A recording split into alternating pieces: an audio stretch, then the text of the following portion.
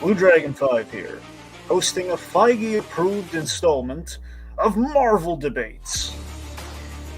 In honor of Deadpool and Wolverine, along with the upcoming San Diego Comic-Con. Tonight's marvelous main round topics include the following. Who should Deadpool team up with next?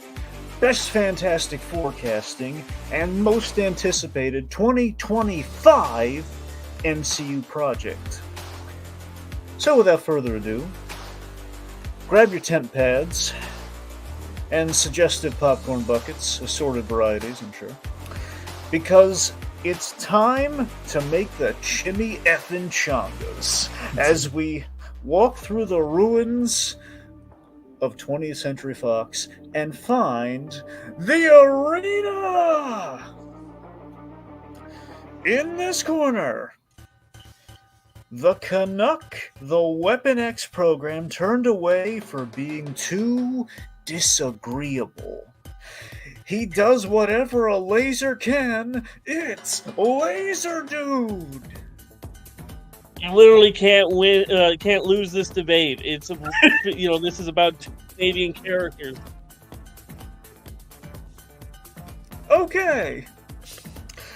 In the opposing corner, a gal who lives for the game and plays it as if it were Marvel vs. Capcom.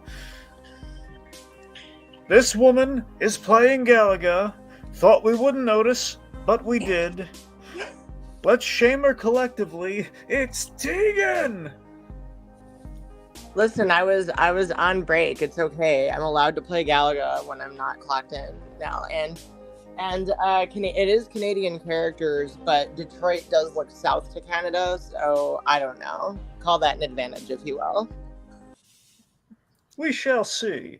Joining me on the Merry Tribunal, Jacob Weil.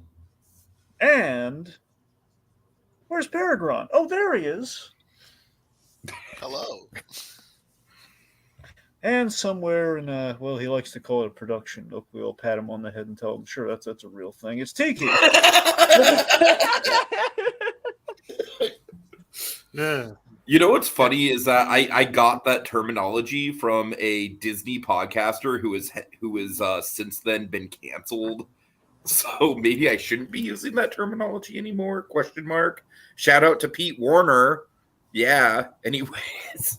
Well, just because someone uses a word doesn't mean that word is automatically a bad. No, I know. No, it does actually. Yeah, it does.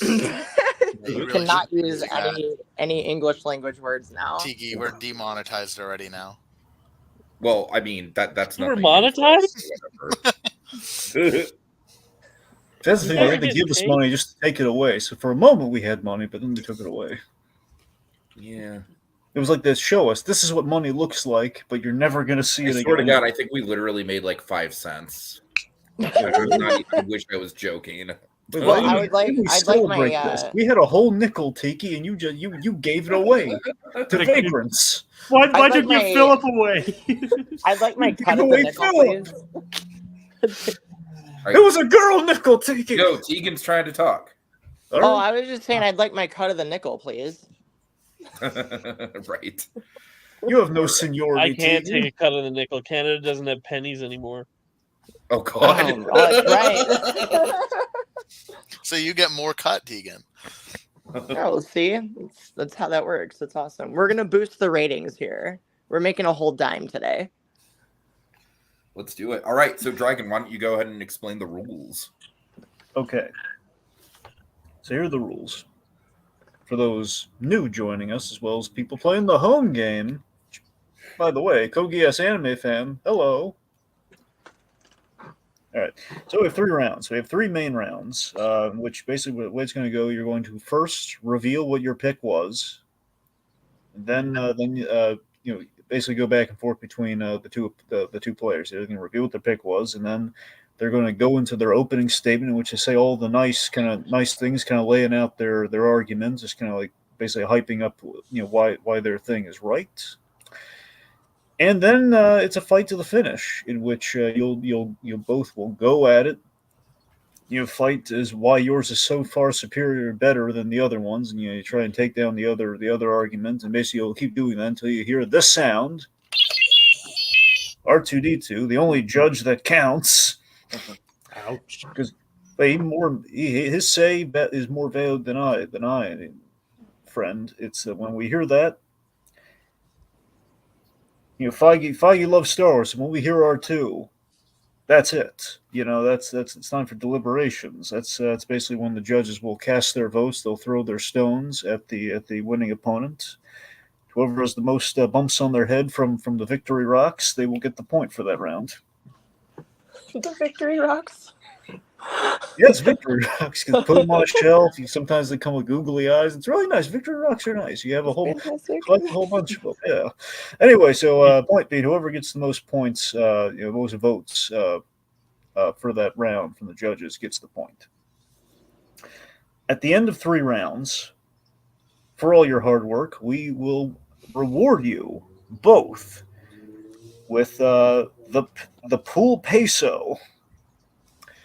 Essentially, this is a coin. The way this works is, you have the option. This is an optional. This specific coin is optional. You will be given it, and you can flip it. It lands heads, you get a point. Lands tails, you risk losing a point. All right. So, hidden in one of our rounds is another coin, the adamantium dollar. Very rare, very hard to find, very, very indestructible. Will only be awarded to the winner of the round that it is found in. So basically, at the end of a round, we may or may not find a coin, and we will give it to the winner of that round. It is their choice whether they want to flip it or not, but be made perfectly aware, though. That coin will be flipped. So if you say no, that means your opponent's going to flip it, whether they like to or not. So, again, with the risk of gaining a point, losing a point, it's the risk you take. I should warn you. Yeah. I should warn you both. There is a penalty word in effect. Could be a word, could be a phrase, could be a name. Could be anything. Could be one. Could be as much between 1 and 7 words, for all you know. Let's just say when you say this word, whatever it may be, starting now, something bad's going to happen to you. I won't tell you exactly what, but something really bad's going to happen to you, a penalty, hence the terminology, and you're not going to like it at all. It's just going to be terrible. You're going to say, why did I say that word? What was I thinking? Why did I agree to this podcast? I should sue my agent. But yeah. What word is it? So I don't say it. Do you want to guess? We don't know. That's the thing. It's going to be probably somewhat themed. It's going to be somewhat themed to this, but we don't know. And sometimes they choose words just to be mean and mess with you. So watch out. It's probably not for you. This is your first time. But we would never. It's funny because I actually, before I remembered that Lazerdude had Spider-Man as one of his answers, I threw out one of the words as Peter, just in honor of Peter from Deadpool 2, not Peter Parker. And I was like, oh, that wouldn't work unless Dragon feels like very unfair. Try. So Peter. We know one of the words isn't happens. Peter. Fantastic. Only like 430 words left. No problem. Oh yeah, only 430 words. That's all there are. No. Well, the rest are cancelable words, right? Oh God. The word Pete Warner has said. Well, either way, I'll be the one keeping an ear out on the word. All right. So at the end of 3 rounds, we enter the speed round, in which there's a timer in place, and we take audience questions. Yes, you audience. We'll be taking your question. We'll be open to taking some of your questions, and you will judge, who made the better point, who made the better argument, and you decide who gets the point. But again, that's when we get to the speed round after our initial main round. Name of the game is first to 5 points wins. Players, do you understand these rules as I have explained them to you both here this fine evening? I do. We're not getting married. You can just say yes or no. No. I understand. That was funny. Come on. Oh my god. If you say so, what I need to hear is that you understand. Yeah, I understand. Okay, good. Verbal confirmation. Precisely. All right, Jacob, cue the randomizer. All right. How's this for the randomizer? It looks like Lazerdude is going first. Oh, wait, I haven't randomized Oh, it well, yet. why didn't you? He hasn't hit the button yet. Well, that's what it looks like. You didn't say that's what it is. It looks like Lazerdude is going first. Well, Laserdude's going first Well, anyway. All right, here we go. Happy now? So there you go. All right, so you understand again. You understand basically as for Tegan here. You understand. So he'll be going first, and then you, just for the That's first totally three, just fine. for the first 3 rounds. That's fine. All right, good. Okay. And again, just to reiterate, with the opening statements, you first say your pick, and then you give an opening statement, and then after that, Dragon commences the fight. All right, go ahead, Dragon. All right. So with Deadpool and Wolverine coming out, I think the question in everyone's mind with the future of Deadpool, with his appearances, is round number 1: which MCU character should Deadpool team up with next? Lazerdude, what say you? I said Spider-Man.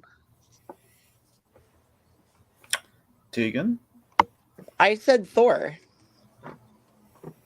Can I just say for the record, I feel really bad for Thor that his the top half of his head is cut off. Well, it won't be for a moment. Yeah, it's just for a sec. And so is Peter's too. Well, yeah, but Peter, you can at least still see his eyes. Are we just saying Peter now? Peter.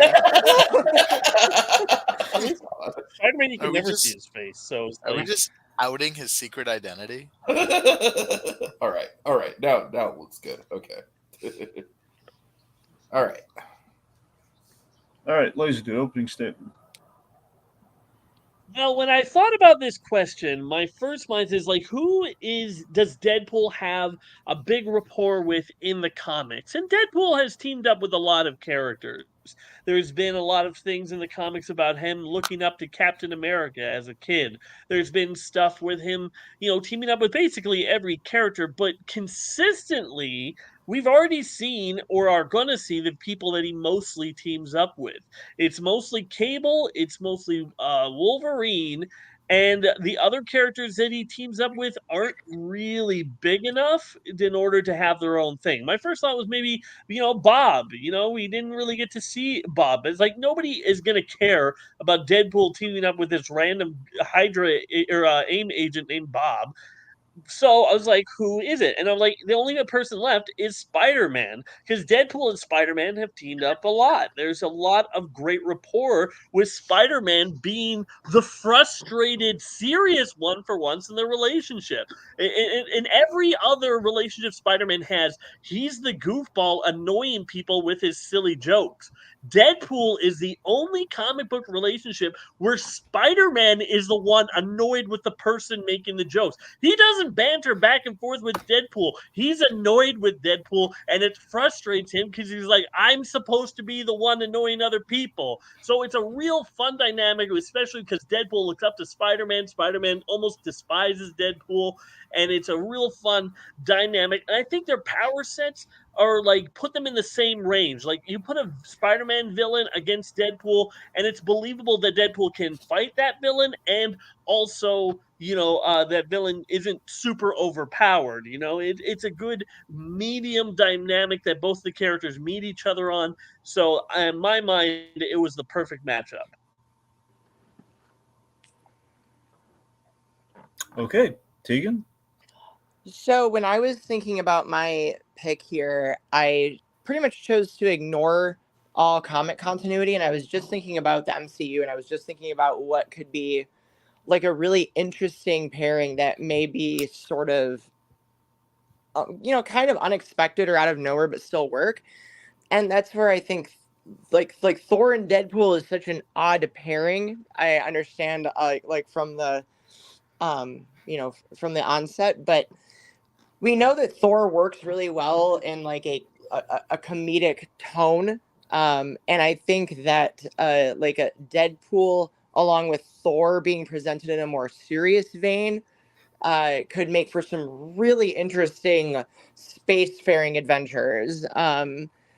Like Thor's, we've seen Thor with his brother, excuse me, and getting into to hijinks and whatnot. I just think it would be a really interesting or really funny pairing. Okay, well, let's fight it out. Let's find out who's right. Well, the moment I read your pick, I was like, I don't think that would work just because their power levels are so different. Thor is a character whose like power levels can level planets and destroy anything, and Deadpool has guns. I don't see like any of Thor's villains that wouldn't mop the floor with Deadpool, and any of Deadpool's villains that would even be even close to a threat to Thor. Don't you think that's a bit of a problem? I think that's why it would be so funny, because Deadpool would be in this position where he'd be so, like, he doesn't belong in this world, like in this cosmic realm with Thor. Like, he has no business in there being involved in any of that, which is why it would be so funny. It would almost be like he'd be that nuisance in the same way that he's like, like a nuisance for Spider-Man, but just like in a completely different way.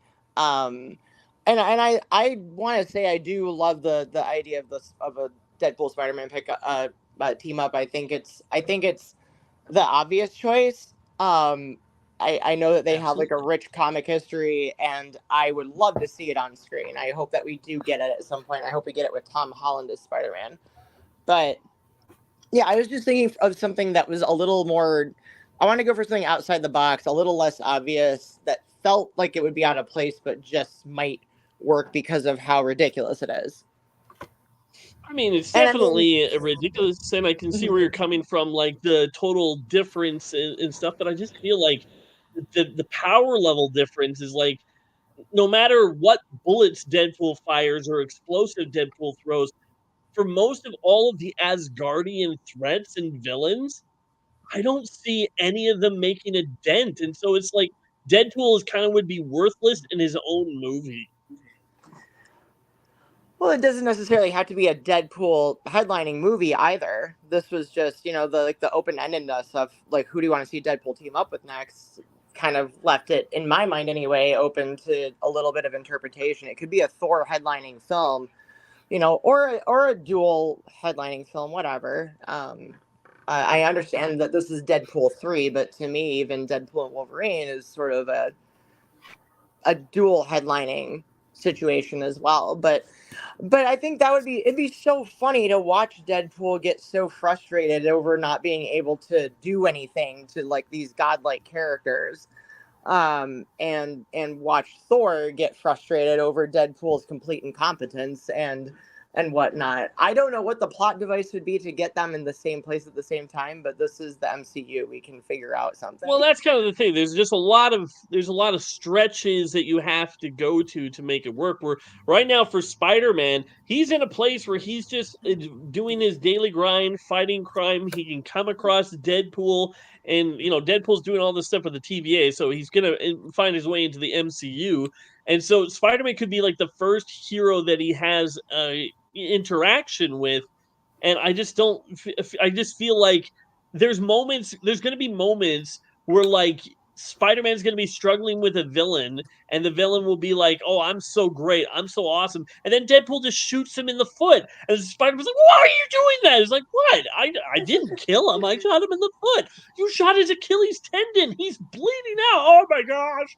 It's like, there's so much you could do with that, and Deadpool wouldn't be a passenger in his own movie. And like, he wouldn't be such a side character. And I feel like their characters' personalities would work off of each other more, where I don't feel like there's any moment where Thor would need Deadpool for anything, I feel like he would give Deadpool a once-over and then fly away, because what does he need Deadpool for? If it's going to be a team-up, the characters need each other, and Thor just doesn't.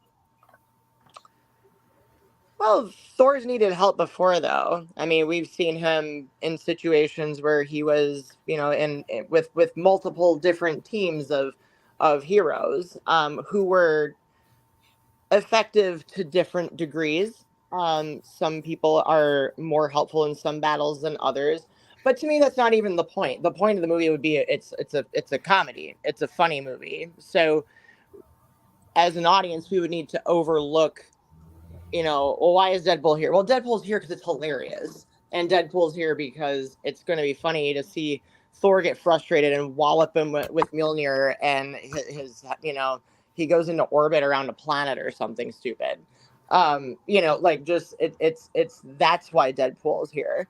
And I mean, again, I was not under any assumption that it was a Deadpool led movie. Just who would we like to see Deadpool team up with again? I don't think it would make sense any other way. Like, Deadpool going into somebody else's franchise and messing things up makes total sense. That's what his character does. He's messy. He's not consistent. He will do whatever.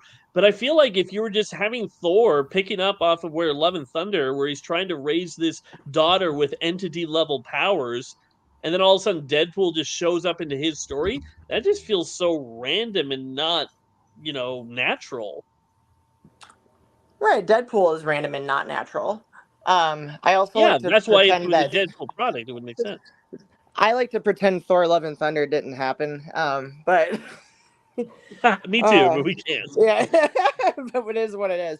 But we're also, I mean, we're talking about multiversal things too. This could be a whole different Thor.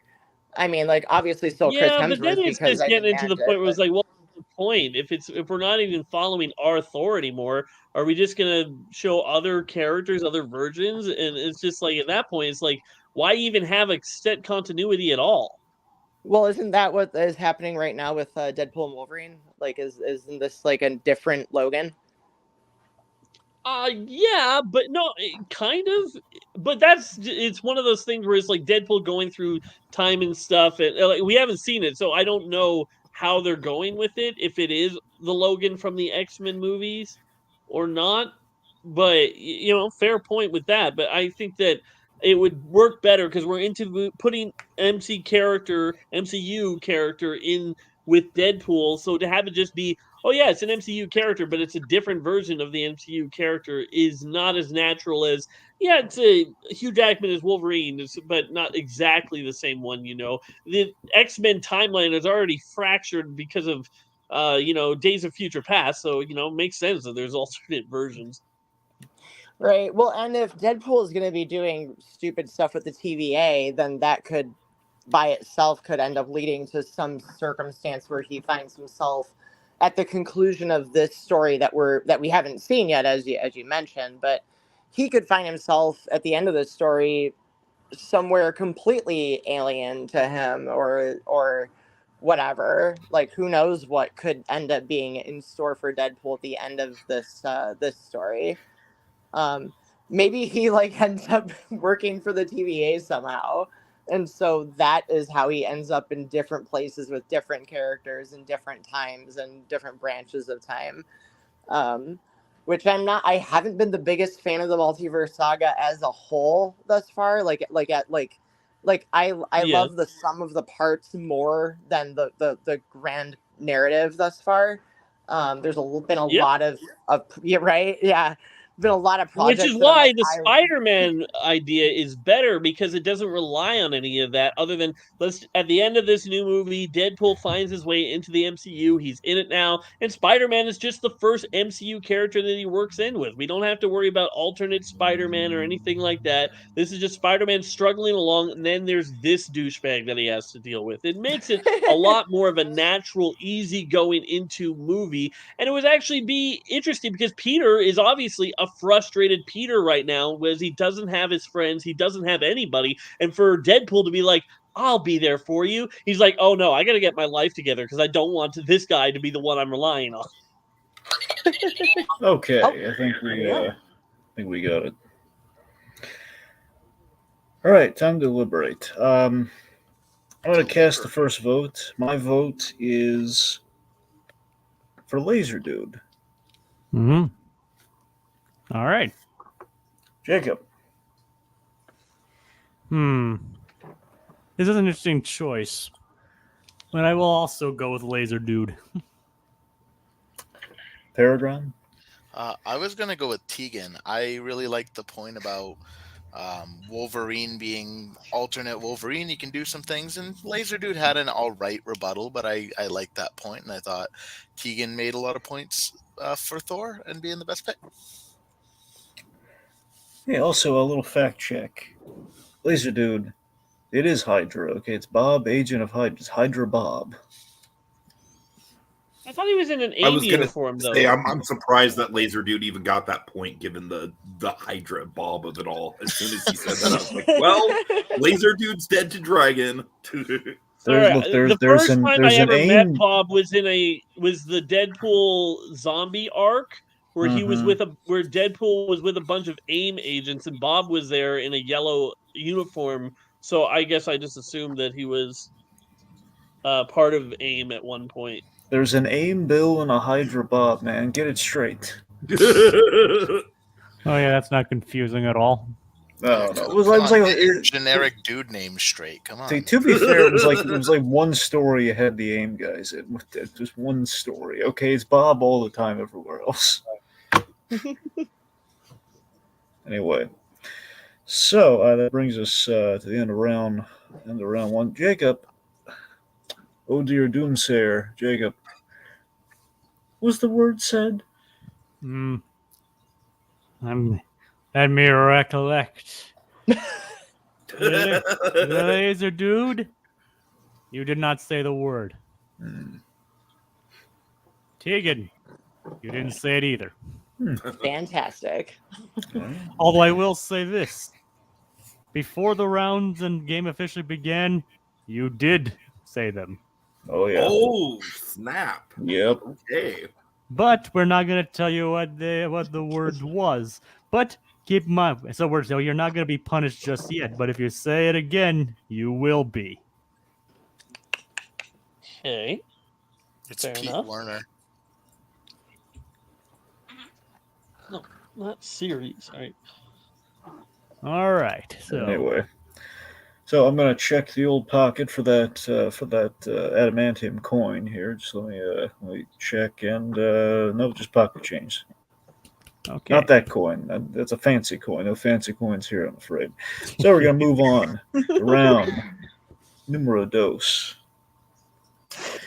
So, given all the production artwork and all the casting and all the hype right now, the next big MCU film I think everyone's really anticipating in a big way is Fantastic Four. So it begs the question, who is the best cast member of the new Fantastic Four so far? Laserdude. I said Joseph Quinn, who is playing Johnny Storm. Tegan. I said Vanessa Kirby, who is playing Sue Storm. Laserdude, opening statement. You know, it's hard to be really excited about too many things Marvel these days. And even when I saw the stuff for the Fantastic Four, I'm just like, okay, we're doing it again. Fourth time's the charm, maybe. You know, you would hope so. But when I looked at the cast, honestly, there was a lot of question marks for me. It's, you know, especially Pedro Pascal, which is he's a great actor, but I just don't really ever see him as, you know, as Reed Richards. The other people I was like, oh yeah, that's fine. But the only one I was really excited for was Joseph Quinn. And I haven't seen a lot of his stuff. I will admit, I've only really seen him in Stranger Things. But the way this guy portrayed that character, this small side character, he stole the show with his energy. And I feel like that's the type of character that I want, the type of actor I want playing Johnny Storm. You know, because if you play Johnny Storm bad, you get douchebag. You get unlikable person who is just like, why should I even be wasting my time with this person? And even though, like, Chris Evans did Johnny Storm pretty good. He did slip into that a little bit where I was just like, you're kind of a douchebag, man. So I was just thinking this guy is the perfect casting for Johnny Storm. A guy that can be cocky, can be energetic, can be funny, and be entertaining, but also still be a character that you care about. And so as soon as I saw that, I'm like, okay, I'll have to at least see where this goes. I got one casting choice that has me at least a little excited. So for me, it's an easy pick. Okay, Tegan. All right, so y'all don't understand how much I love the Fantastic Four just as a whole, as a property. Which is why I was going back and forth so hard on question 3. But I love the Fantastic Four. I own Fantastic Four comics. I love the first two real movies, the Jessica Alba movies. But it's a favorite property of mine. The Fantastic Four, the anchor of the Fantastic Four is Sue Storm. The most important character in the Fantastic Four is Sue Storm. She is what bonds this family together, because they are Marvel's first family and everything. They are a family. You have to have Sue. You got to get Sue right, or the whole thing falls apart. And so I think Vanessa Kirby is a great choice for the role. She has, she's got a background in theater, as a lot of people do, but she's done a lot of theater. She's done a lot of dramatic roles, but she's also done action successfully already. So I think she's a good fit for that reason. And because they've got a good a selection for Sue Storm, I believe that everything else will come together successfully. Okay, let's fight it out. Fantastically. All right. I didn't really have anything negative to say about Vanessa Kirby. I looked it up. I was like, I know her from something. So I looked it up and was like, right, she plays this kind of side villain in Mission Impossible for a little bit. And that's basically all I really knew her from. But, she seemed decent or good. So I don't really hate the pick or anything, or I'm not going to slam you for choosing this. It's just, there's nothing really there to get me excited about. Where Joseph Quinn as Johnny Storm, I feel like there's a lot to get excited about. I feel like his acting that I've seen him in before, while it's not 100% the same as Johnny Storm, I think it shows quite clearly that he has the ability to portray that type of character, where I don't know if there's anything I've seen of Vanessa Kirby that shows she can pull off a character like Sue Storm. Well, I feel kind of the same way about your pick. I will admit something that will probably shock a bunch of people, but I've still not seen Stranger Things, so I don't have that same basis of comparison either. She's been there's a movie that she was in, and I don't remember the name now, and it's fine, but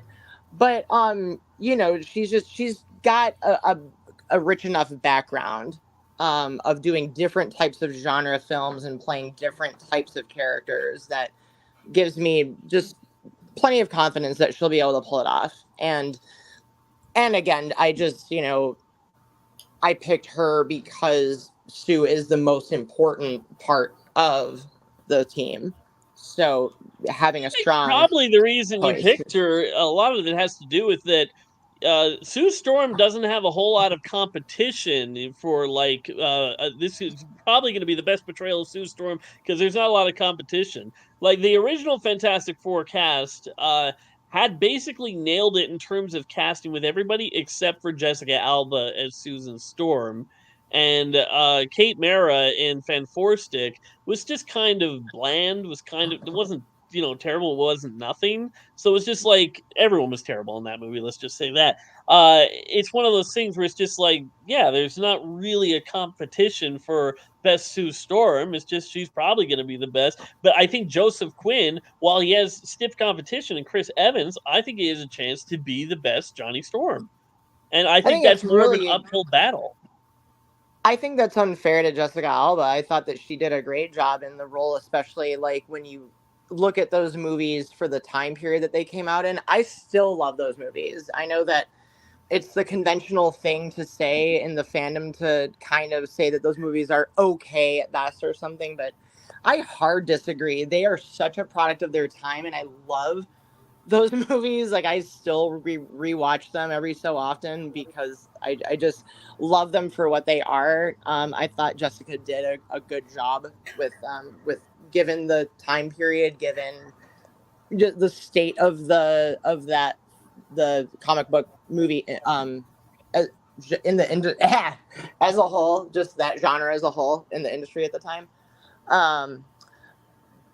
But yeah, no, I think he's gonna do great. I think honestly, there's no bad picks here. I think the whole cast, I think some of them I'm not as familiar with, but I think they did a great job picking the entire cast. I don't think there is a wrong pick here, or like necessarily like the most correct pick or whatever. That's kind of the thing that's hard about this question is that mm-hmm. we're talking about opinions here, and you could almost say that our opinions are influenced by our favorite character of the Fantastic Four, because mine is probably Johnny Storm, and yours is probably the Invisible Woman. So it is a little bit of opinionated.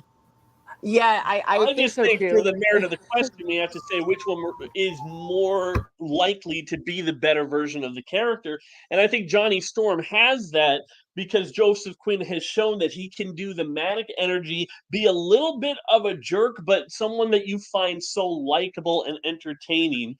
And Vanessa Kirby, I just saw her as being stoic, and I'm like, we don't need another Kate Mara. We don't need it. We need somebody who is a little bit more, happy and kind and just someone who can inhabit Sue Storm a lot more.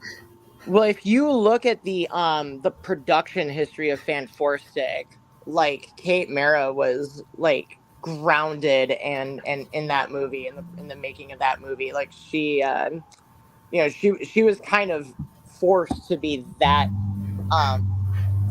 muted and that quiet and that reserved and that dull and whatnot. That was all kind of that was more of the film's production fault rather than the fault of the actor.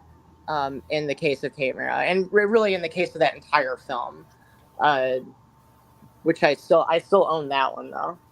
I bought that on Blu-ray anyway, because that's how much I love the Fantastic Four, even when it's not done that great. But yeah, I think it's kind of the question as a whole is sort of it is kind of open-ended, left to a matter of just personal opinion and like you said about favoritism to which character that you like the most, or that you're probably the most personally excited about. And like, you're most excited about Johnny Storm, I'm most excited about Sue, so it's like that's kind of where it is. I don't think there's no bad actors on this cast thus far, so it's hard to kind of go, no, you're wrong. I guess like the biggest problem. Okay, I've heard it. Yo. Yeah. Thanks for bringing that to an end. I had nothing. We're just like, well, like she hasn't seen Stranger Things enough to dig into my character. I haven't seen enough of Vanessa Kirby to dig into her character. So just like, that's a good opinion there. Right, that's the kindest round of a debate I've ever had.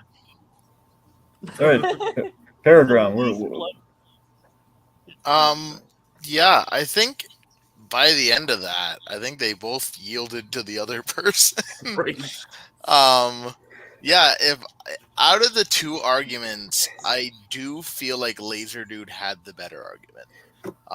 Just in that he gave a little more reasoning, where I felt like Tegan argued more in defense of the two already established Sue Storms, where instead of why Vanessa Kirby would have been as good of an option. Jacob. I was actually going to go with Tegan. Okay. Why? I thought her the tone of that. Why? Well, why? Because, Dragon, I think the reason you're asking why is because you're stalling for time to decide you're on your. No, I know what I'm going to decide. I'm wondering why. Why Tegan? I liked your argument better. Okay. Yeah, so there. All right, I say. I still think you're stalling for time. I know who I'm voting for. I was wondering why Tegan. Okay. All right. Well, Lazerdude, my points for Lazerdude. Happy? Oh, Jesus. all right, it's Lazerdude. Parents are fighting kids. All right. Well, there we go. It's too Lazerdude. Sorry we didn't give you an explosive round that time. Yeah, it No, wasn't great. you know what? Honestly, Lazerdude, I kind of think I honestly, and this is my bad, but I kind of think this maybe should have been a speed round question. Yeah. In retrospect. So yeah, you're good. All right. But I made a good thumbnail out of it. Well, of course. For sure. Even if you are giving me guff, you did good. You gave a good thumbnail. Even though now it does look like Quinn has a Hot Pop's head. Yep. It looks like Sue Storm is holding up Paragon's banner. Isn't that always what she's doing now? The Can I people's just say for champ. Joseph Quinn, seeing him in A Quiet Place Part 2, he can do drama really well too. So I'm double as excited for him. It's amazing what a haircut can do to a guy. Oh, right. All right. So, Jacob, anything? Any words said? Do you really want to know? Yeah, mildly interested. Okay. No. Are you sure? Do you want to check? Oh, Dragon, did you hear the words? No. Okay. You No, can't. so, He's well, I trying was to be worried there for a quoting. second. It's like, I was quoting SpongeBob with the whole like, "Can you check?" No. No. How was that? Well, you didn't do it. You didn't do the voice, Dragon. No, you're right. I didn't do the. Yep. All right. There's so many SpongeBob references. It's literally like a language. I've once told someone that like you could pretty much have a SpongeBob quote for literally any situation. That's true. Really? I dead believe that for sure. all right, what do you say in a SpongeBob quote to somebody at a funeral who's just lost a loved one? Are you feeling? He it now, was Mr. number Krabs? one. there's multiple options. Oh God! All right, let's move on. All right. Well, let me check the bank. Okay. My actual Deadpool bank here. Of course, you have a Deadpool. Like, Well, of course I have a Deadpool. I have another one for like for that. It's like, who are you people? There you go. All right, so let me check my Deadpool coin bank here, and I got something. It's metal, but oh man, no, it's just high grade lead. This is a skee ball token. So no need for the coin. Not yet. All right. All right, so again, with Comic-Con right around the corner, and already with pre-Comic-Con, there's been a lot of announcements and a lot of teases and stuff, and all those and some of those the emergency awesome guys driving me up a wall with news that may or may not be true, is most likely not true.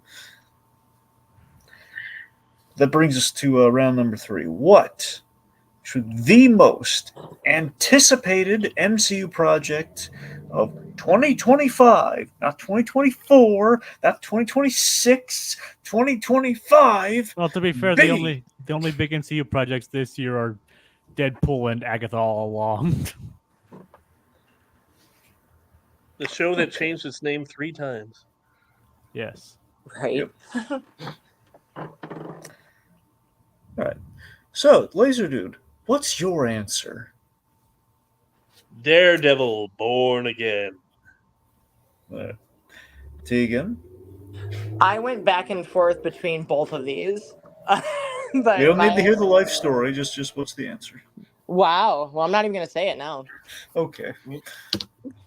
Well, the Fantastic Four. The point goes to Lazerdude. There you go. Just kidding. Just kidding. Just kidding. Yeah, no, it's Fantastic Four. All right, I'm There you just go. kidding. Anyway, the Lazerdude, you have to work for your point. Okay. All right. So, Lazerdude, opening statement. Well, it's no secret that right now the MCU is not in the most excitable place anymore. You know, I've missed almost every single thing that's come out. The last thing I've actually saw was Guardians of the Galaxy Volume 3. And everything else, I've tried some, and it just hasn't really grabbed me. And the only thing, I was like wondering if I had an answer to this question.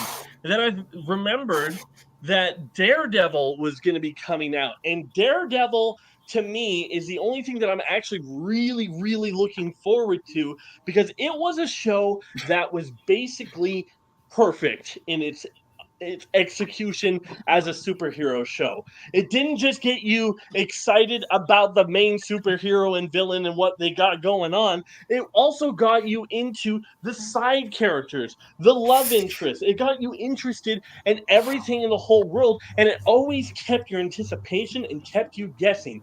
Things you thought were going to happen changed up, and other things happen, and you just had to keep up with the show. The acting was absolutely incredible. Charlie Cox is probably one of the top 10 best casting choices as a character. The suit in the original Daredevil show was one of my top 5 favorite superhero suits of all time, and it was just downright perfect, and it got cut off too soon.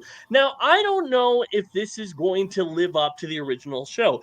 I don't know, but I'm excited to find out. I'm excited to see where they go with this character, how they continue to morph him, and maybe it's not going to be as serious or as dark as the Netflix show, but that's okay. It doesn't have to be, but it still has to be good. And I hope that this is a resurgence of something that we can look forward to. And yeah, that's why Daredevil is my pick.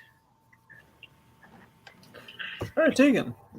So I agree with everything you said about Daredevil. Daredevil is an incredible show. I'm so excited for Daredevil to be coming back.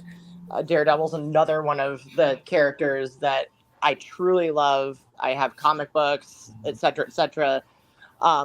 But what you mentioned about the MCU kind of being in this state of, it's not necessarily like breaking records with every release. The hype has kind of died down post Endgame, which, I mean, like, how are we supposed to top that in the first place? That level of hype and like just of being a true cultural phenomenon. But here's the thing is, that hype has never been led by the shows, whether they were the ABC shows, the Netflix shows, or whatever. Those shows have been largely good, but the hype has never been focused on the shows or driven by the shows. It's always the films. As I think an argument can be made that it should be that way, and that maybe they should be two separate Marvel universes almost. So the Fantastic Four is really the next really great opportunity to kind of almost relaunch the MCU back into the stratosphere and to sort of do it again. Like enough time has gone by now that we have an opportunity to hook a bunch of new fans who like didn't actually grow up with the MCU, and to carry that momentum forward for another decade. And I don't think there's a better property to do that with than with the Fantastic Four. That's where it all started for Marvel. So what a better title to begin the second ascension for the MCU up into to becoming a juggernaut as a cultural phenomenon again, which I would say that it really hasn't become not a phenomenon, but obviously like the hype has died down a little bit, and naturally so. But that's why I'm the most excited about Fantastic Four, outside of just loving the property. I can't wait to see it, but it's going to be so critical to get this one right so that we can build that momentum back going forward. All right, let's find it out. You know what you said about the shows never leading the universe. First, I wouldn't say that's entirely true, considering WandaVision set up the Doctor Strange movie entirely. But two, I mean, I don't need it to set up anything. I just need it to be a good quality thing. And I think Fantastic Four, it's one of the things where like we're doing this again. Like, we've already failed 3 other times with this product. One time it was made just so they wouldn't lose the rights to it, and they didn't care if it was going to be any good. And it's just like, when that is the history, it's like, even if it's good, it's like, oh, yay, you finally got it right after the 4th try. It'd be like if next time they finally, make a Dark Phoenix property and it's semi-decent. It's just like, whoop-de-doo. It feels, it took too long to get it right, It's like, it's one of those things where it's like, I just want to see something that's good in quality right now. And I feel like Daredevil already has everything set up. So I feel like it has the better chance. I get what you mean, but there was a point you made at the beginning of that I was wanted to come back to, and now I don't remember what it was. But Fantastic Four, yeah, like it depending on who you talk to, it like either wasn't good or didn't live up to certain expectations, or certain things weren't well executed. But that was all by Fox. This is the first time that Marvel Studios is doing the Fantastic Four. This is the first time that the Fantastic Four are part of the MCU. So for me, it's like, well, it's a whole new world here with the characters this time. And we have to also imagine, like, think about this from like the general audience perspective, because people who are really, really into this stuff, like all of us nerds who are like really crazy about these franchises and about all of the lore and everything, like, we have a slightly different perspective than general audiences do. For general audiences, I mean, most of them didn't even see Fantastic. So they're not going to really have that as a basis of comparison. Really for most people who are going to see this movie, the last Fantastic Four movie that they may have seen is probably Rise of the Silver Surfer. And that was in 2007. So that was what, like 15, 16 years ago? Here's the big thing that happened for me when Fantastic Four announced that they had their cast and everything. I was like, all right, Pedro Pascal is a weird pick, but everything else looks pretty good. And what's this? It's set in an alternate universe in the 60s? And then it's just like, wait a minute, what are we even doing here? It's like, I don't think this is the time to get creative and start doing weird, wacky, alternate universe stuff with Fantastic Four as an introduction to the characters. Doesn't it make you feel a little bit like, ooh, what are we doing here with this? Why are we doing multiverse stuff in the origins and the first goings of these characters? Where Daredevil, I haven't heard of anything bad. Even the stuff that he did in She-Hulk, I heard people liked. So it's like, I don't really feel like there's that sort of cloud hanging over the show of Daredevil that there is over this movie. I think there's only a cloud hanging over this movie for fanboys. Like, I genuinely, I think that's the only cloud. I don't think a cloud hangs over this movie for general audiences. I think that, like, the wider audience will be excited about it as it gets closer to release, when we get a trailer, et cetera, et cetera. And as far as the multiverse thing is concerned, I mean, we are still in the multiverse saga. In order to have this saga conclude, we're going to have all these multiversal shenanigans to bring everything together, to have the big apex event at the end that makes everything settle down again. Hopefully we get one continuity after that. But in the meantime, I don't mind at all having them come from another Earth or whatever. There's precedence for that. By the end of the movie, they can be in the mainline continuity, and that will explain why no one's ever mentioned them before, it's an unfortunate thing that we have to address, but it's true. And I love the idea of seeing them in the 60s. That's where they came from. And I feel like we're just gonna get, like, here's Reed Richards, inventor of the blender, or something stupid like that. It's like, oh, look at all these weird, funny stuff that you had in the 60s. I just think back to Captain Marvel and how the first thing that happens when she lands is she goes through a blockbuster next to a Radio Shack. And that's the type of, oh, look at this back then sort of thing I think we have to look forward to in Fantastic Four. Nostalgia is a powerful thing, and especially, like, right now, like, there's not really, like, a monoculture. and nostalgia is doing things for people, and so I don't see a problem with that whatsoever. With having some silly little things like that, especially we haven't seen the Fantastic Four done on screen that way before. So even though it will probably play with some of those things, I think it'll work for people. And we mentioned WandaVision earlier, which was a brilliant property. And a lot of the charm of that stemmed from those early episodes that were kind of framed in the 50s and 60s and stuff like that. So Marvel is capable of doing something like this.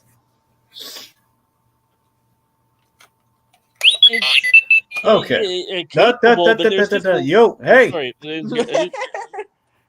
I didn't hear the alarm. Yeah. Okay. All right. So I'll cast the first vote. I'm going to throw my stone at Lazerdude's noggin. I'm going to give him the point. Ow! Why? Well, honestly, Tegan didn't. I heard barely anything against Daredevil from Tegan. Tegan was just very much saying the 60s setting's going to be great, and I get that.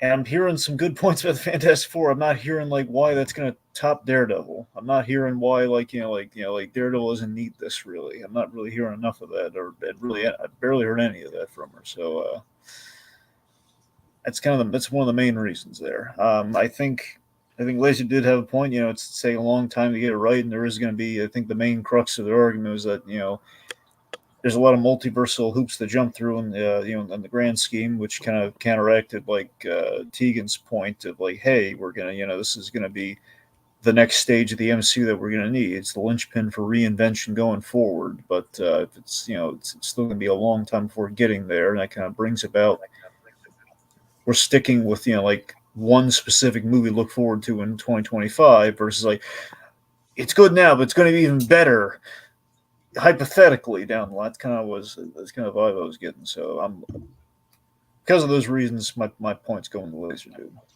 Okay. That's just my vote is for Lazerdude. Jacob. My vote is also going to Lazerdude for pretty much all the same reasons you just mentioned.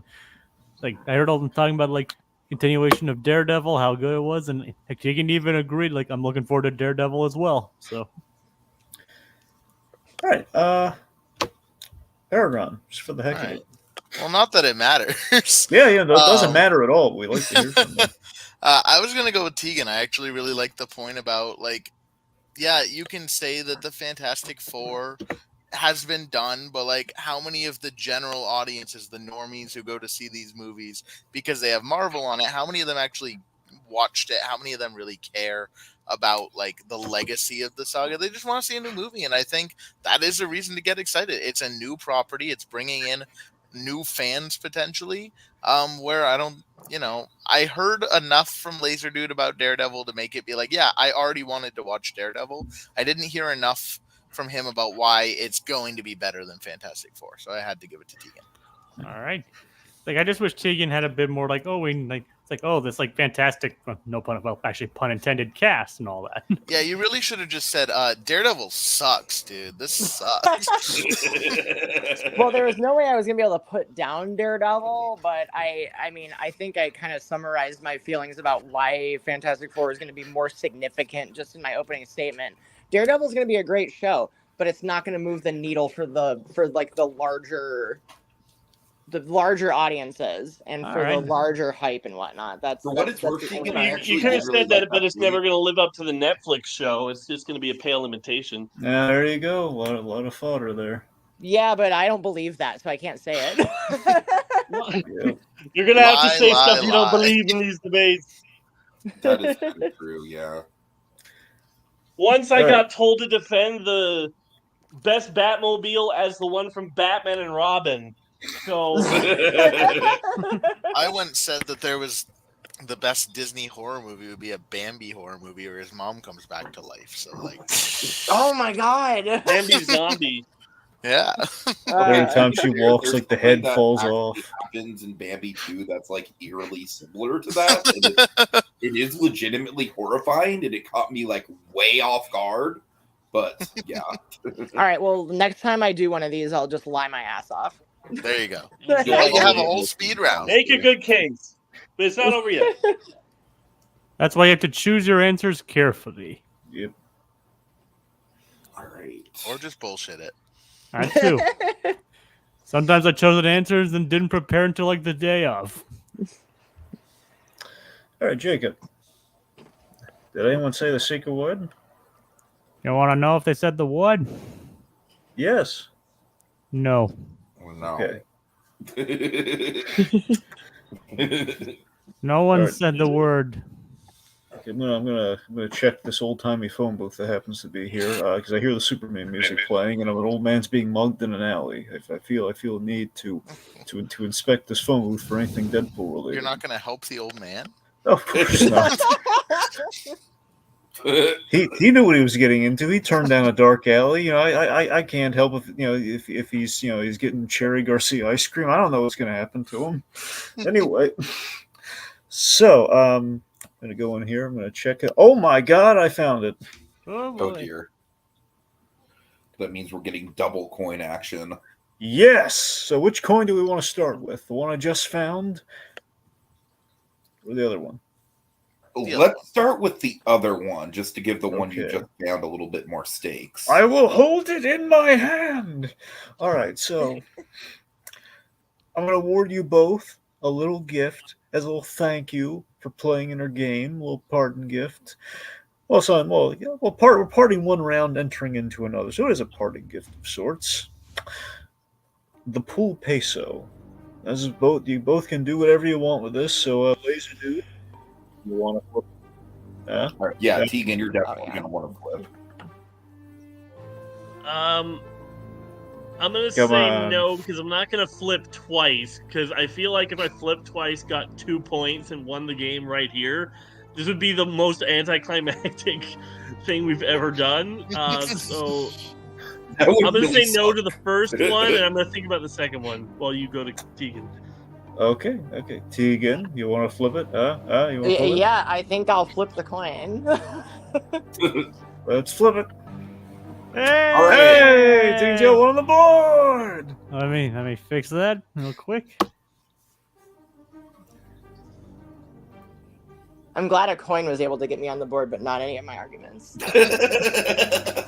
Sometimes that's how it goes. To be Just fair, blind doodah luck. keep Tegan, I will say, there have been times when I was participating in this where I win the speed round 3-0 and I ended up winning. The So, speed round is the great equalizer. the great equalizer. It's where I've beat Jokers in every battle him and I have had. And it's usually because of Link Hogthrob, strangely enough. Yeah. Well, the thing with me is like the speed round somehow always gets it till it's 5-4. You know, like I think I've had like 2 times in all the debates that it's not been a 5-4 showdown at the end. So this is probably going to be very interesting. All right. All right. Okay, so Okay. Lazerdude, do you want to flip the other coin? The adamantium dollar. I was going to if she didn't get a point because, you know, then I would still be up by 2, which would be good. But if I lose the point now, then it's 2-1, which is not as good of a lead. So I'm going to say no. Which means Tegan is going to flip now. All right. All right. Well, I guess I'll flip a coin. 3, Let's see. Two. What Well, that's how the other coin works, Tegan, is that the person, like, if the person... Oh, I know. Yeah, I'm just playing into it. she was here. all right. 3, Flipping the coin. 2, 1. Oh, Hey! Hey! Tegan has 2 points. Yay! See, it all worked out. Right. This is Do a you better realize score. what that means? You turned down the coin first and second, so I at least said no to 1 point. That would have been amazing, Laser. You would have made debate history. You would have won only after doing the main round. You know I how mean, heck, amazing that would have been? Because You Tegan would've stupid flipped idiot. the You know how second fun. Flip it again. Flip it again. Because I would have flipped the third time. No. Just in case we needed it. Dragon, we're not going to need the coin again, are we? Well, you No, never know. just flip it. I'm curious to see. If somebody says the word, they got to flip the coin. No, we switched to the wheel for that. Oh, never mind that. All right, so remember the last time OB made debate history by winning 6 points. This is true. So let's see what happens I won if we 5.5 points my first time. Hey! Oh my god. It's on a roll tonight. This has never happened. It's never come up head like that. It's like that many times in a row. Well, Nabbit. All right, well, let's see what happens now. all right, so I'll keep that. You really are the The Canuck coin with was all the almost luck. You know that? equalizer. Well, I'll switch over to the stopwatch now. Or Dragon, unless you have something else in mind. No. So we are now entering the speed round. The way this works is it's 30 seconds. You have 30 seconds on the clock. Whoever speaks first, picking their answer, giving their answer, will go first. They have 30 seconds, followed by a 15-second rebuttal.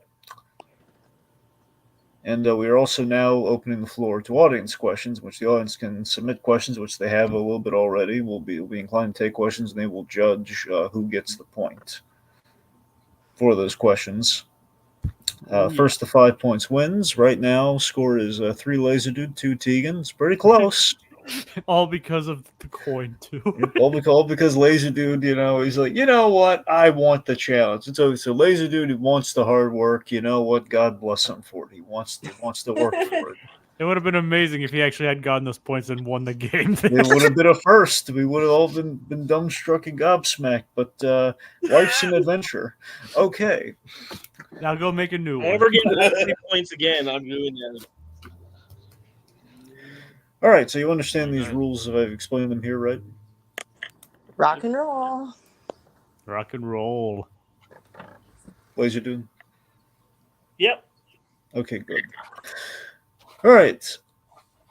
Let's we should probably get our wheel question in just to be safe. Okay. It's time for the Wheel of Muppets. Look at all those Muppets. Look at that wheel full of felt. Look at that. All right, so you're gonna spin the wheel. You're gonna win an answer, and only then will you learn the question. All right, let's see. So, it's Lazerdude. You won the last round. Well, technically, you almost won the whole game. Spinning first. You want to spin? Okay, he's spinning first this time. Okay, spin. Remember, this is the one you're stuck with, so no takesies backsies. Yep. I know. Unless you really, really, really, really want to. And spin. Also, while we're doing this, feel free to say Ling Hog Throw just to scare Peregrine a little. Yeah, he's missing from the list, so no jump scares. Yeah, we want to terrify Peregrine. So,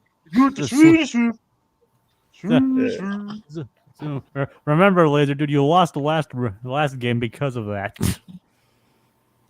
Because of the Swedish chef? No, never mind. I'm thinking of something else. What's the Wheel of Muppets for? Wait, really? We get a random character, and then they're going to give us a random question, and we have to whatever Muppet we get is our answer. It could be like, which Muppet is going to be the best hitman? And we'd have to make an argument why our Muppet would be the best hitman, you know? Oh, okay. I didn't hear about this at the beginning of the speed round rules. Sometimes you have to eat them. It does happen. Well, the point is, like, we spin. You guys receive this answer, like you just received Swedish Chef, and then we reveal the question. So I'm going to spin this again, and whatever it lands on, you will have to defend for the question, no matter what. Fantastic. 4, yeah. All right, so Swedish Chef is off the board, and Tegan, this one is yours.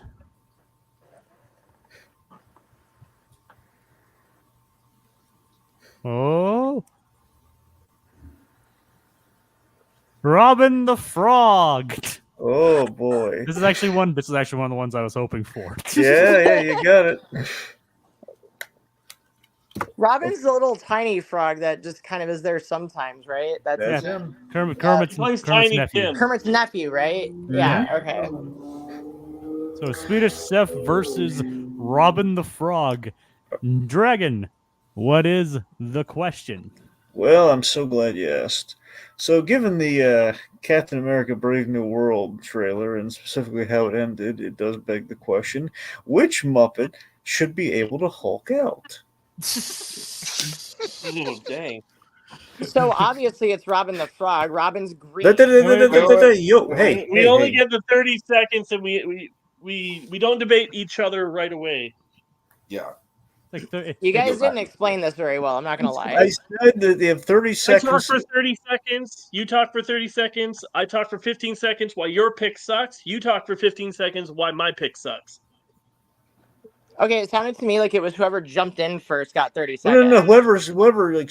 Well, okay. Look, with the wheel. Okay, admittly, I should have mentioned the wheel is like the exception. The wheel is the exception to who goes first. But after this, whoever blurts out their answer, they will go first. And Yeah, admittedly, that part was kind of left out. Yeah, I forgot that the wheel is like the one exception. Yeah, it was entirely left out. Well, we apologize. Yeah. Or I apologize on Dragon's behalf. Well, I'm sorry. All right, I stand my ground on Dragon's behalf. We don't apologize. Oh God. Okay. Yeah, I'm ready to go whenever you guys are. My legal team, everyone. Okay. So, Lazerdude, whenever you're ready. Swedish Chef is the perfect person to Hulk out because he gets so frustrated because unlike most of the Muppets, all the things that he's trying to work with are alive. Every time he tries to cut a head of cabbage, the cabbage freaks out and runs away on him. Every time he's trying to make anything, it never turns out good, and he does get frustrated. We've seen him time again where he goes like, it gets really, really upset about stuff. So obviously, most of the Muppets are too happy and lucky, but he's a guy that he kills things. So yeah, it works. Tegan, when you're ready. I'm ready. All right. Okay, so Robin the Frog is cute and innocent and kind and whatnot when he's not hulked out. So obviously, it makes more sense for Robin to be the one who can hulk up.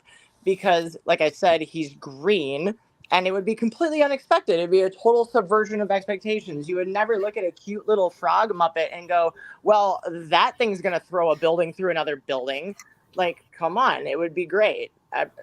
Everybody would love it. It would be fantastic.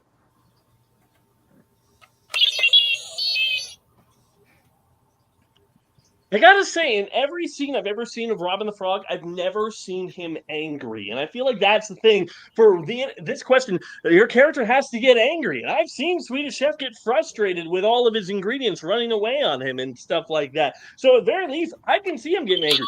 Robin, I just can't see it. You got to remember, though. Yeah, I'm ready. You have to remember that Bruce Banner isn't like visibly angry on the outside before he hulks up.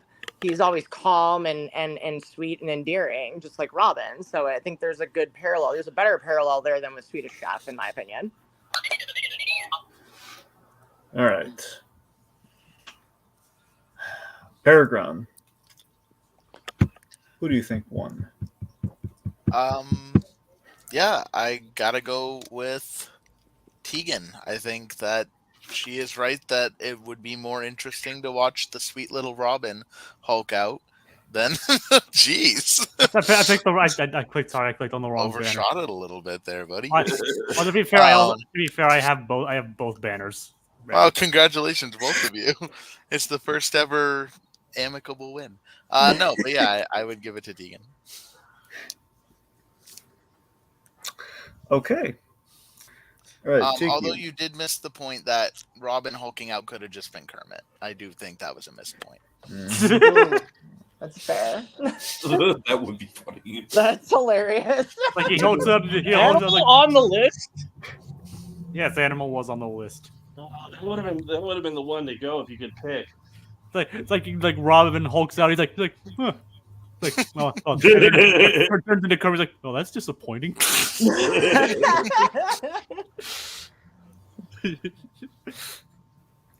All right. All right, Tiki, should we go with an audience question? I really want to do New Horizons music's question. I'm not gonna lie. Are you serious? Yeah. Do you know how don't tell me it's the most recent one. It is the most recent one, but it's fucking ridiculous, and I genuinely want to hear I'm genuinely curious how it's gonna play out. Tegan doesn't even know who I am. Well, she's gotten an idea from this, I guess. Well, no, actually, that might be true. Maybe we'll save it for an exhibition match between Lazerdude and Paragon at the end. That is a good point. All right. Okay. Yeah, we should probably take an audience question at this point, just to get it in there. So I like Little Blues from 10:48 p.m.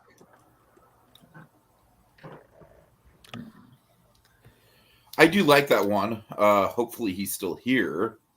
That is a good question. You want to go for it, Dragon? Well, I mean, do you think he's still here? I'm not sure. Little Blue, are you here? Little Blue. Little boy Blue. Blueler. God. Anyone? Okay, well this is dead air. We got him. All right. Okay, let's see. Okay, let's yeah, got him. Should we go with? I don't know. Should we? If not, one of us can just judge it, right?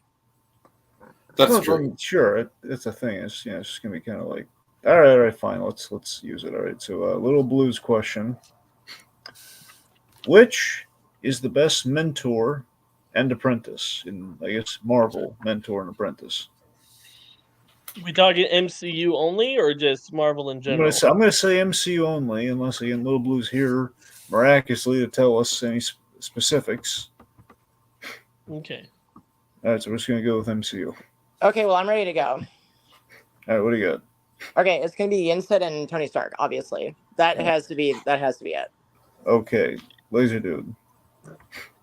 Give me a sec. I gotta really think this through. Like, I have a pick in my head. I just want to make sure that there's nothing better. You know what? This is going to be funny, but I'm going to actually say Tony Stark and Spider-Man. Okay. All right.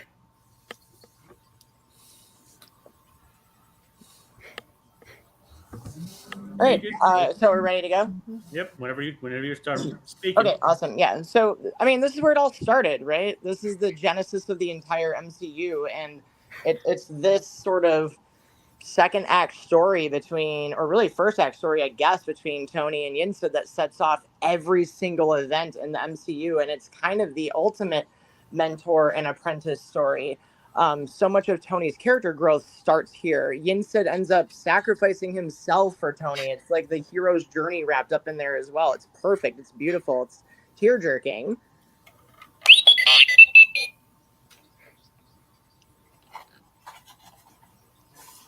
When it comes to the best mentor in the MCU, it's definitely Tony Stark, because he is the guy that actually goes out, seeks out Spider-Man, says, hey, this guy's brilliant. This kid can do so much more, so many things. He just needs a little bit of guidance, and that's what he does. He steps into Peter's life. He gives him a suit, but also tries to guide him. Now, he struggles like any apprentice or any mentor does, and he has setbacks, and so does Peter. But overall, in the end, when he dies, it is the handing off of a torch that felt earned.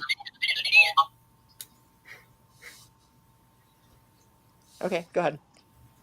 I think that Tony's change in character as a person is more significant than Peter Parker's as a person, and that's why Tony's story of being apprenticed is a stronger story than Peter Parker's.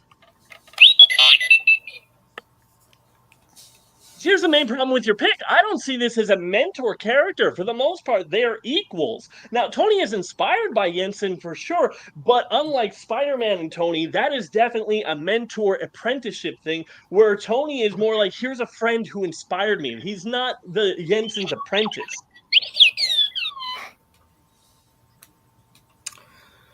All right. Do you think Okay, it was intentional that they named Jensen like close to Yensid from the Sorcerer's Apprentice? Probably not. It was No, I'm pretty sure in the comic it's what the name. It's still funny though. Sure. Okay.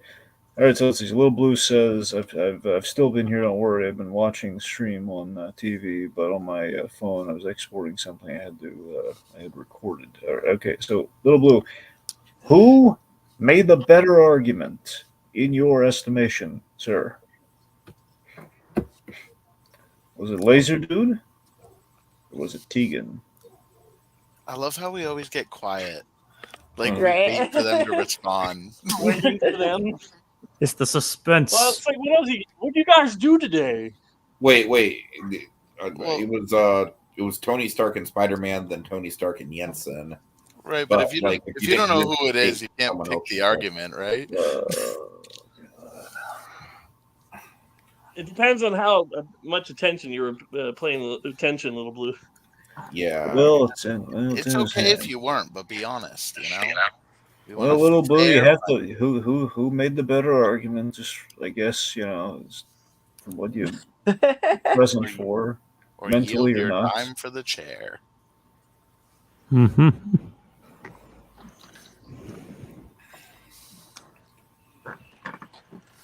Okay. To Jacob. Peregrin, why don't you just go ahead and judge it? I'm sorry, man. We gotta. I don't know if you heard the argument or not, Little Blue. So, Peregrin, why don't you judge it? Okay. Yeah, I think that the killer argument at the end was that Jensen wasn't really a mentor; they were more equal. So I got to give it to Lazerdude. Okay, Sorry, Little Blue. 4-3. He said the same thing. He so agreed it's okay. anyway. All Same right. All right, well, it all worked out. There you go. Everyone's happy. All right, let's see. Let's see what good questions that we got here. Okay, here's something topical and kind of fun. All right, which Star Wars character should Deadpool go to San Diego Comic-Con with?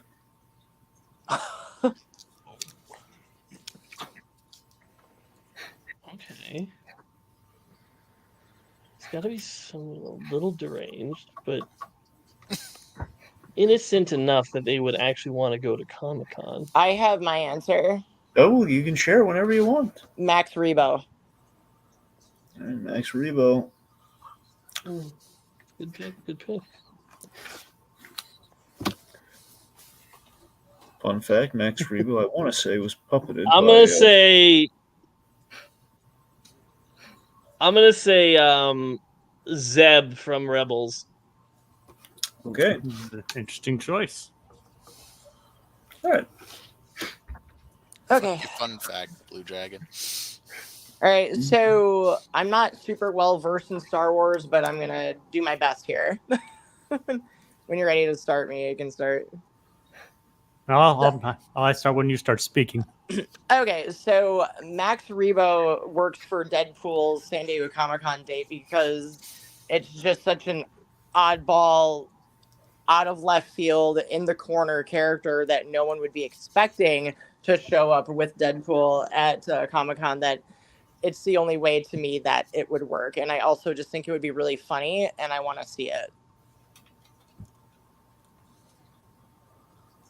That's all. That's it. You don't need to go the whole 30. It's fine. You can let Lazerdude go.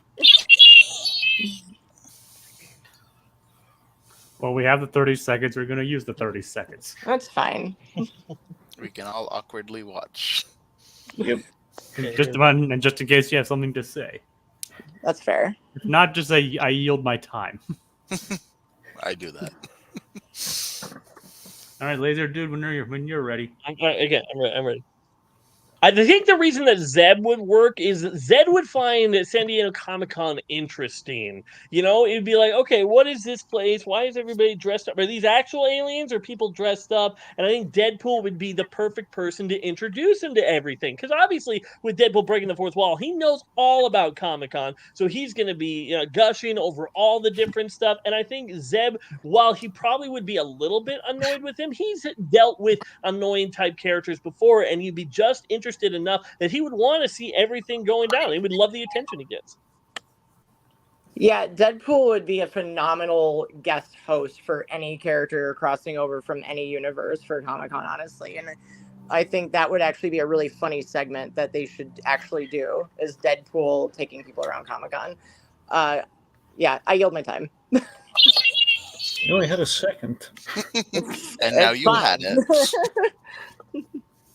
Do I get it? Can I have her time? No. Yielded time does not go to the other person. It's non-transferable. Goes to Dragon to say that you only had a second. It's been used. Okay. We can take away a second if you want. Oh, that would be an interesting I mechanic. think the biggest problem with Max is the fact that, I don't think we've ever actually seen him speak basic. So I think there would be definitely a verbal problem with that. And also, it just seems just like Max would be like, okay, I got to go to a gig, I don't have time to hang out with all these kids. He's a musician. He doesn't care about this. Okay, I will cast the vote on this one. I've not cast, but I'm just going to decide who gets the point. I'm going to give it to Tegan. Oh, interesting. Yeah. Okay, so it's tied up. It's 4-4. Oh yeah. I told you it was going to go to this. Wait. Yeah, something, Jacob. I think something. Something Ding, said- ding, ding, ding, ding. Laserdude said the word. You did? You gotta be kidding me. Yeah. You did. Fourth wall. Oh boy. Oh, I knew fourth wall was gonna be one of them. I was trying to avoid that. Well, not well enough. And That considering is so funny because one of my original choices for the first question was She-Hulk, and so I absolutely would have ended up saying it in the first round. Oh, totally. Yeah. well, the funny thing is, before we officially started, you guys both said Canada. And that was one of them. That was another one of the words. God. Well, thank you for telling me. She still could have said it. You both said it at the beginning, but we No, decided I'm not saying to she punish could you. have said it again in the future. Well, we decided not to punish you the We're first still time. in the game, man. Well, I said, well, keep in mind though, that's not Laserdude, the, was it you and I, or was it somebody else that we said the same word the same round together, and we both got punished? It was pumpkin. The word And was then- pumpkin, and it and was then whoever- Halloween themed. Yeah. and whoever I was in with the Charlie Brown one, we also got punched at the same time too. And keep in mind, we might have more words either way, so keep an eye out for that. But I think it's time to go to the Wheel of Punishment. of torture. But it's not the Wheel of Ooh, Torture; what's it's the Wheel of Punch. reversal? It's the Wheel of Punch. I'm glad you asked. I will briefly explain each one. Opponent chooses some of these are self-explanatory, like opponent chooses your answer. That means the next round, the other person will get to choose the one you have. Lose 1 point. This one might lose 1 point, give to the opponent. This one is especially precarious. This one because this would easily win the game. No. Opponent can block an answer. Let's just say you give an answer that Tegan thinks is too good. You can be prevented from using it. Respin is just here for suspense purposes. Dragon's choice. Instead of one of these on the board, Dragon will get to decide the punishment himself. And we know how Dragon can be with these kinds of things. No points I'm playing Mario Party. No points awarded next win. Again, self-explanatory. If that lands on that, you might win the round, but you won't get a point for it. But here's where the reversal comes in. Let's just say it lands on this Laserdude. That means Tegan will have to spin for punishment instead. Ooh. Can you make it a little bit bigger?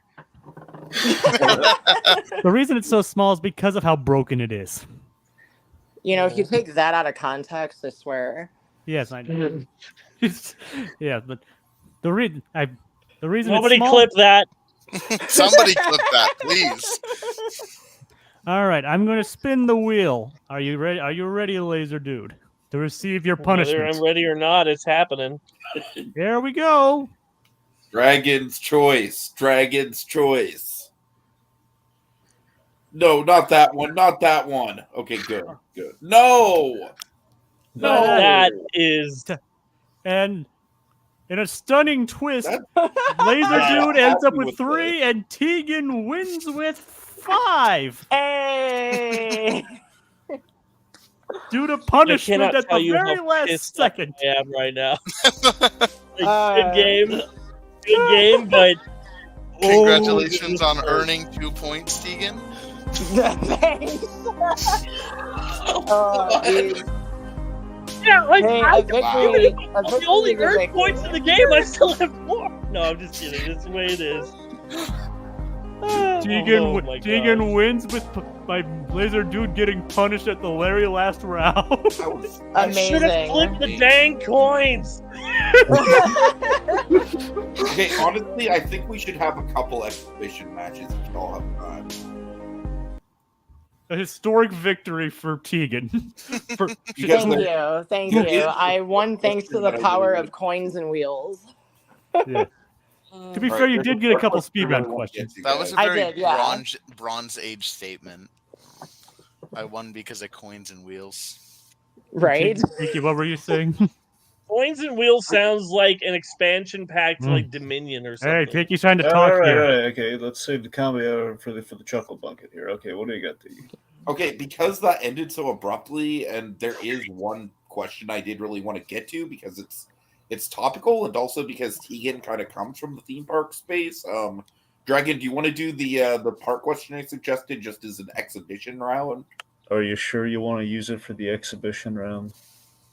I mean, we have no other choice, honestly. Well, you can always just use it some other time, but if you want to use it now, we can use it now. Well, yeah, Dragon, it's not going to be more topical other than now. All right, well, go on. Tell them what it is. All right, guys. So it was announced that Deadpool is going to be going to Avengers Campus for a limited time, which, that makes sense. But which Disney park land, and it could be any land from any Disney park, would be the most thematically thrown off by Deadpool's presence? Ooh. I'll have to look up the lands. I haven't been to Disneyland since I was like 8. Well, okay, so is this specific to Disneyland Park then? Or California Adventure? Or, like, does it matter? You know what? Since Lazerdude is not familiar with the parks, let's just say Disneyland proper. Okay, no, that's totally fair. That's fine. Uh-huh. Gosh, I feel like Frontierland is like the bad choice for that. Like, because like you could make an argument for. Well, don't make your arguments. Oh, okay. Sorry. Oh, yeah. We're actually doing it proper. Sorry. Yeah. I'll go with Frontierland. Okay. Lazerdude, there's Main Street USA, Adventureland, New Orleans Square. I'm looking at it now. Okay. I'm gonna say Critter County. Critter Cut. You know what? I'm gonna step in, Lazerdude. With all due respect, I'm gonna step in. This is gonna be me. Yeah, you step in. In fact, actually, I got to get going. My wife is coming back from her vacation tomorrow. So there's still a few things I have to get off the honey-do list. So it's been great having you. Congratulations, Tegan, on your win. Great debating with you. I'm going to be pissed at all the judges for the rest of all time because of that stupid wheeling coin. But it was great, and adios, everyone. Thank you. Have a good one. Okay, the wheel and coin are impartial. It's true. Hey, you could have gotten the whole thing if you just flipped the coin like I kept telling you. The coin. I did everything in my power. Coward! Okay, he ran away.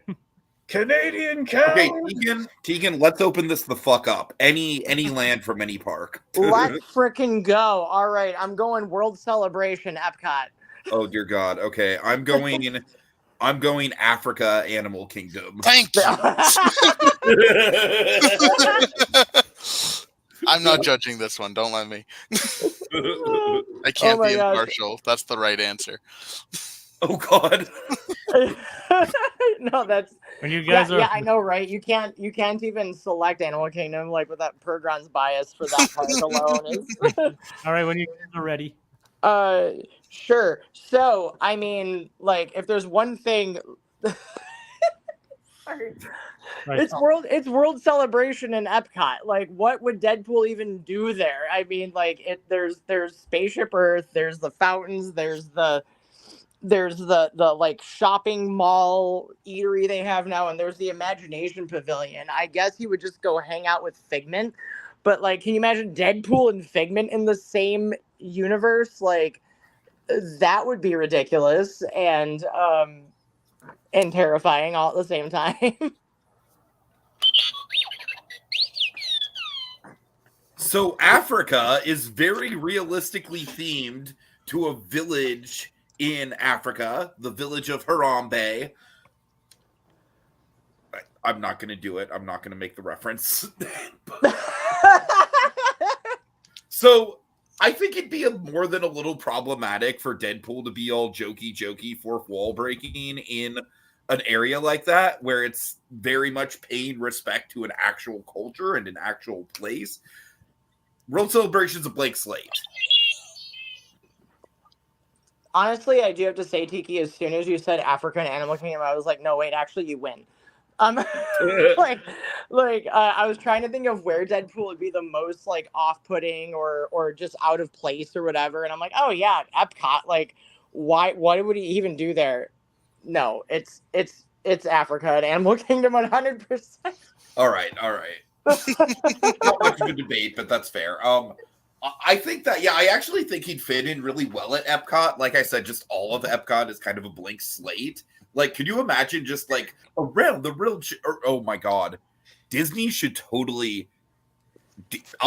Disney, if you're listening, take notes. Thinking around the world with Deadpool. Oh my God, dude, make it happen, bro. Put him in the Canada Far and Wide show. Oh my God. That would be outstanding. Okay. He should host it. He should host the Canada Far and Wide show, like a limited viewing of it, like a limited time. Like him and Martin Short together. Oh, it'd be beautiful. That'd be amazing. Offend one country when he can offend 11 at the World Showcase. I mean, yeah, right. The World Show. If you would have just said the World Showcase, that probably wouldn't have counted. You probably would have had to pick a. Yeah, that probably would have completely worked. He can just Deadpool offending around the world. It'd be great. Ironically enough, I feel like if he does the whole World Showcase, it's not as offensive as if he just picks one country. Oh, of course, yeah, no, because Morocco. You know the country he would pick is Mexico, just for the chimichangas. Of course. That's and then he can get yelled at by cast members for climbing the pyramid and all God. All right, really quick before we go off air, really quick. We're not going to make a debate out of it. We're not going to make it an actual round. But Pergron, do you think Dragon or I would make the better Deadpool? Dragon. Fair enough. Really? It would be a very different Deadpool, and I want to hear Deadpan Deadpool. Deadpan Deadpool. All right. That's awesome. And I think that's about it, guys. Hey, thank you guys for having me on and having me be part of this. This was a lot of fun, and next time I'll do more prep work than I did for this one. I was kind of shooting off the top of my head for most of everything, but it was a lot of fun. I appreciate it worked out. It did work out. You only won 2 speed rounds. Yeah, this is definitely the most lopsided what the fuck win in history. But you know what, Tegan? I think for you, that's kind of appropriate, honestly. That's on brand, absolutely. That's 100% on brand. I accidentally won the game. Perfect. All right, Dragon, you want to wrap it up? Let's just think New Horizons, Little Blue, Rohit Dar popped in for a second. I actually like. I'll shout out Rohit's point here. He says, "I would make a point to argue that the Fantastic Four film had a smoother production process. The Daredevil Born Again is likely to be more cohesive as a project." And that is fair. Daredevil Born Again's production history it was a mess. Yeah. Kogias, Theme Park Priest briefly popped in. All right, Dragon, get us out Hey, here. hold on. Can I do something real quick? I don't know. I promise it'll take just a second. Sure. Since they're in the comments, I am publicly challenging Joker's Wild to a rematch on these podcasts whenever they can get us both on. This is a public issue for a rematch challenge. People's champ. People's champ versus other people's champ. For what it's worth, guys, next debate is most likely going to be themed to the Disney Toon sequels because we're going to be starting our ranking series next month on those. So, yeah, get your rewatches in for that. Start studying. All right. Okay, all right. Dragon, take us out. All right, folks. I think we've been on a journey, and I want to remind everyone watch Deadpool and Wolverine. I'm looking very forward to it. It's going to be a biggie. And we'll be doing a spoiler cast on that. Not we in the sense of anyone who's here, but Red and I will be talking about that. Who knows? Well, there might be I don't know. Point being, it'll be discussed on Monday. It'll be discussed on Monday if all goes accordingly. Fingers crossed. And it should be a lot of fun. Hope to see you there. And I think we've had some fun here. Tegan might just be being really nice. Maybe she had a terrible time. I don't know. But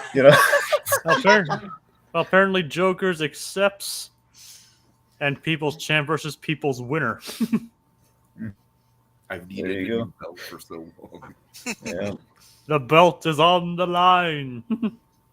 Nah, it's not on the line. I'll say when it's on the line. The belt's not on the line. You want a belt on the line, it's going to be some made-up belt that Tiki cobbled together. A made-up belt right now. I'm saying it's on the line. I decide when it's the belt. Okay, I'm going to make up a belt. It's not the championship belt, but it's the people's belt. The people's come on, belt. Don't call it the people's belt. That's stupid. We hold up the pants of the people. On the line.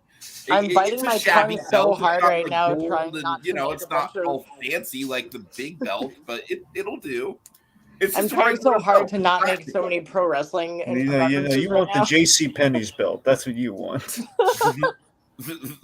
want the Miyagi J.C. Penney belt. That's what you want. All right.